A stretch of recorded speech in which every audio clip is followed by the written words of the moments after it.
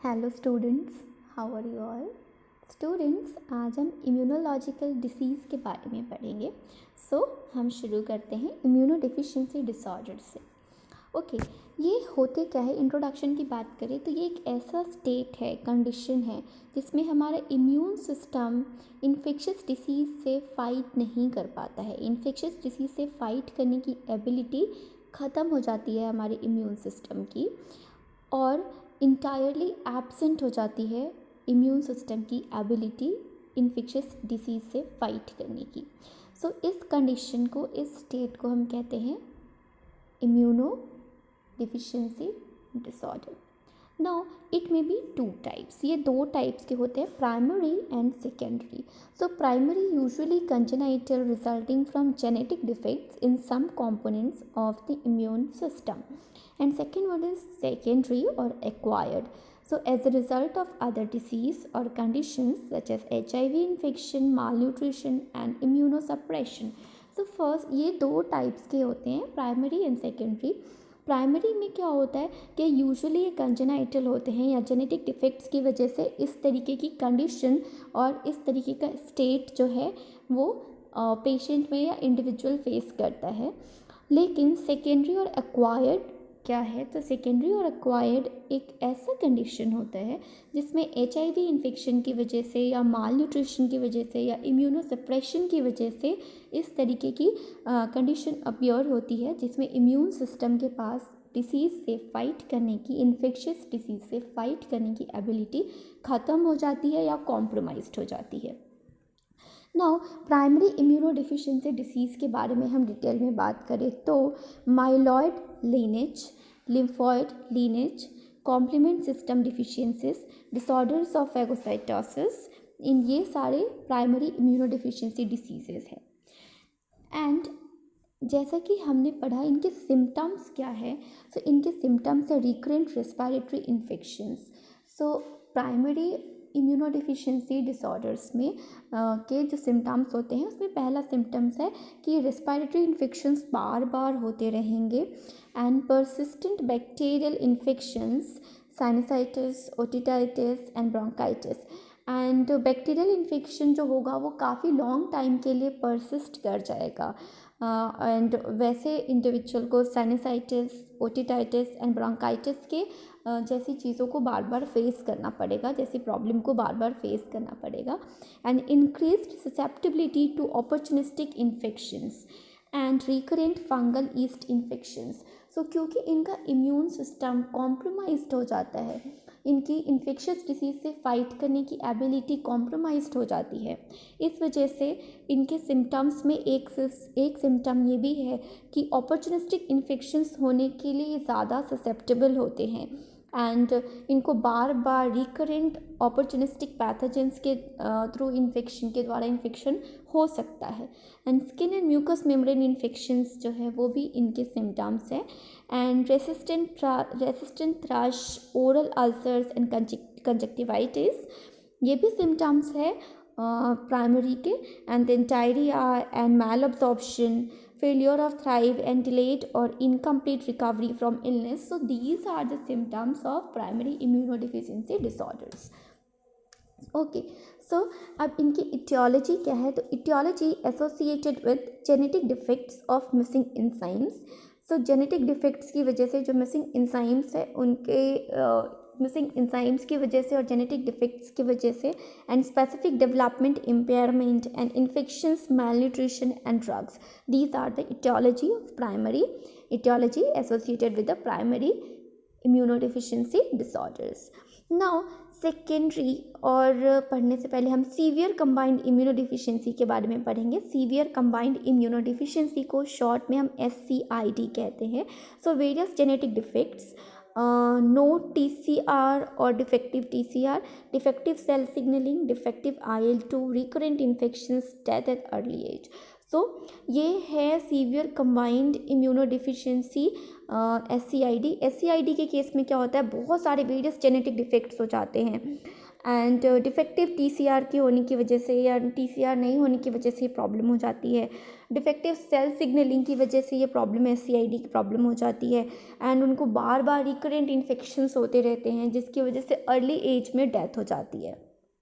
Now secondary immunodeficiency.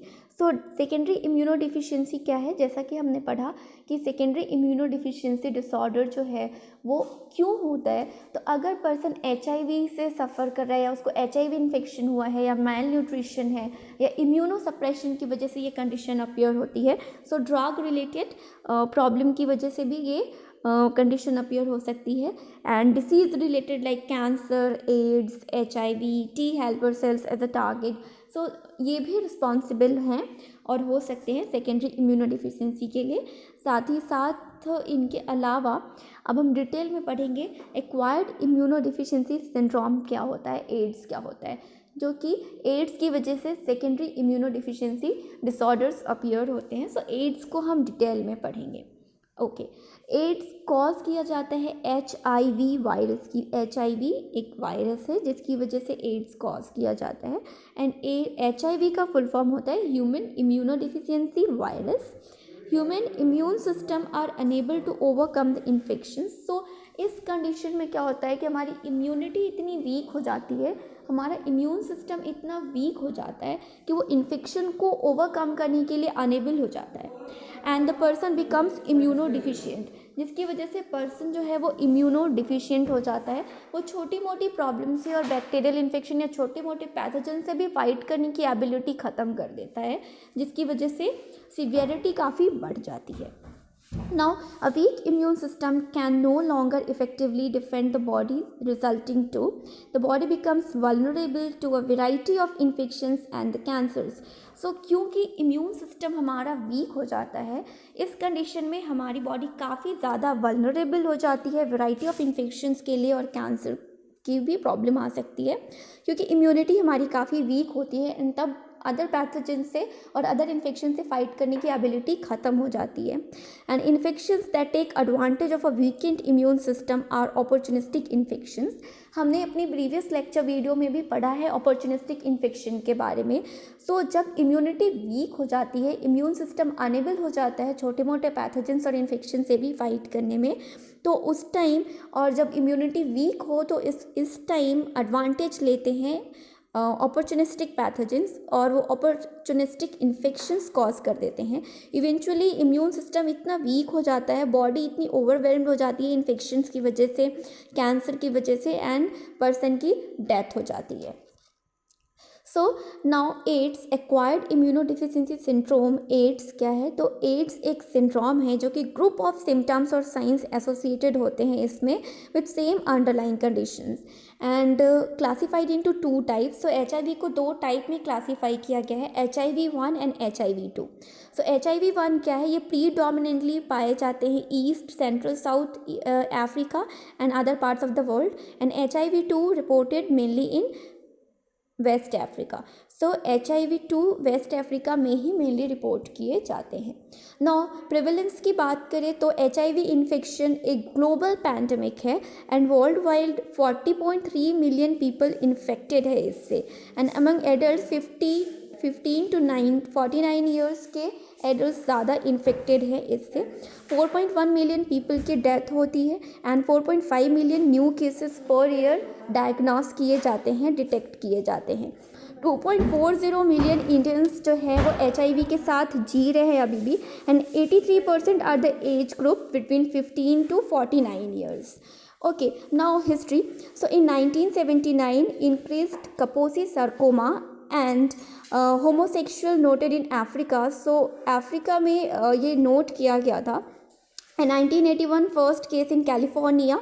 सो 1981 में पहला case California में डिटेक्ट किया गया था। अब HIV वायरोलॉजी की बात करें तो ये HIV वायरस एक RNA वायरस है जो कि लेंटी वायरस के ग्रुप में रखा जाता है इनको, और इनकी सब फैमिली है रेट्रोवायरस। इसमें 2 कॉपीज़ होती है सिंगल स्ट्रैंडेड राइबोन्यूक्लिक एसिड की, आरएनए की 2 कॉपीज़ होती हैं इनके पास। एंड वायरल आरएनए सराउंडेड होते हैं कैप्सिड से, जो कि एक तरीके का वायरल प्रोटीन होता है। And this is enclosed in a viral envelope, और ये एक वायरल इन्वेलप में इनक्लोज्ड होते हैं, यानी कि इन्वेलप्ड वायरस होते हैं।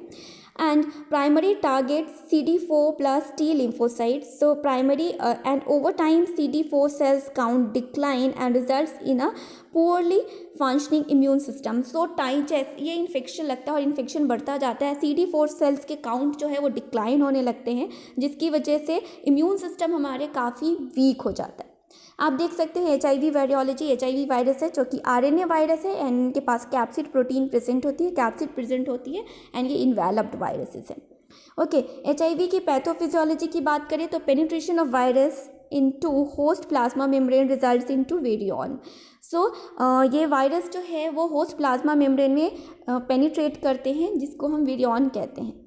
ओके, नाउ ट्रांसमिशन, ये ट्रांसमिट कैसे होते हैं, तो it can be transmitted through the following body fluids like blood, semen, vaginal fluid, breast milk. And HIV can't be transmitted through the following like saliva, tears, urine, mosquitoes, toilet, seats, kissing, hugging etcetera. Thank you so much students, I hope आपको पढ़ के बहुत अच्छा लगा होगा। Thank you.